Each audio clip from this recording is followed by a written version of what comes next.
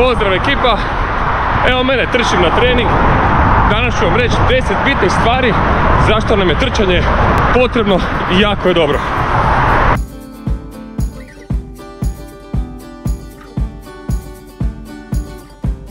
Broj 1. Podižemo kvalitetu svojeg života. Pod broj 2. Podižemo samopouzdanje.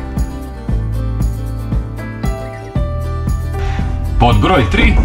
Unapređujemo kardiovaskularni sustav. Pod broj 4. Povećavamo svoj plućni kapacitet. Pod broj 5. Poboljšavamo svoju kondiciju i izdržljivost.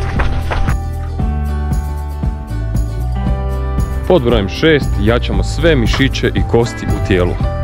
Pod broj 7. Poboljšavamo raspoloženje i smanjujemo stres.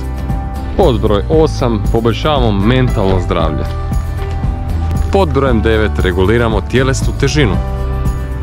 Pod brojem 10. Poboljšava san.